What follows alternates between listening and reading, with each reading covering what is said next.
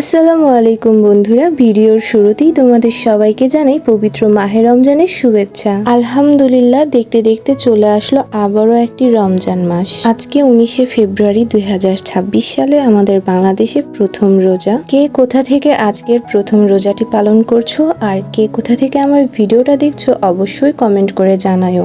রমজান মাসের সাথে সাথে গরমকালও এসে পড়লো চোখের নিমিষে।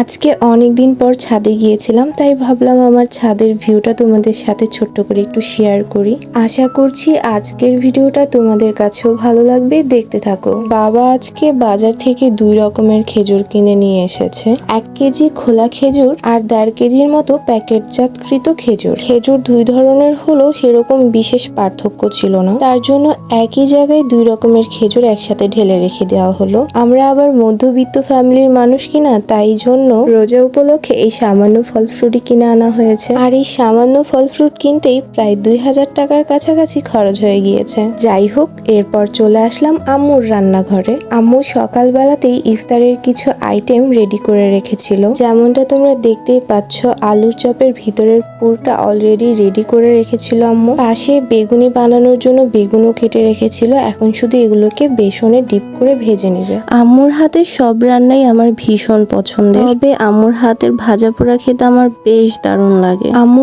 ইফতারি বানাচ্ছিল জন্য আমি ভাবলাম যে কিছু ফল কেটে ইফতারের জন্য রেডি করে রাখা যায়, তাই শসা কেটে নিচ্ছিলাম ইফতারের জন্য। খেজুর আর আপেলগুলো ধুয়ে নিয়ে এসেছি। আপেলটা পরে কাটবো, কারণ এখন আপেল কাটলে কালো হয়ে যাবে। ইফতারের সময় হতে এখনো প্রায় অনেক সময় বাকি। এদিকে আমি লেবু শরবত গুলে নিলাম। ভাইরে ভাই, লেবু তো আমাদের এলাকায় স্বর্ণের দামে বিক্রি হচ্ছে। খালি লেবুর দাম 160 টাকা করে রাখছে আমাদের নরসিংদীতে। তোমাদের এলাকার কি খবর? যাই হোক, এরই মধ্যে বেগুনি আলুর চপ বানানো শেষ। এখন পেঁয়াজু ভেজে নেব। পেঁয়াজুগুলো আমি ভেজে নিলাম, কারণ এখন আসরের আজান পড়ছিল আর আম্মু নামাজে চলে গেল।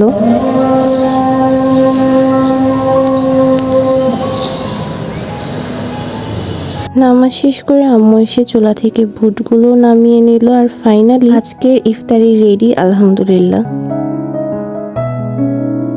আজকের ইফতার আইটেমে ছিল ছোলা, মুড়ি, বেগুনি, আলুর চপ, পেঁয়াজু, জিলাপি, খেজুর আর সামান্য কিছু ফল। ইফতারি বানানো শেষ করে আম্মু চলে আসলো আর যে যতটুকু খেতে পারবে সবার প্লেটে প্লেটে সাজিয়ে দিল। আর এখন সবাই আজানের অপেক্ষায় ছিলাম। ফাইনালি আজান দিল আর আমরা সবাই ইফতার করা শুরু করে দিলাম। আমার ছোট বোনটাও আজকে রোজা রেখেছিল।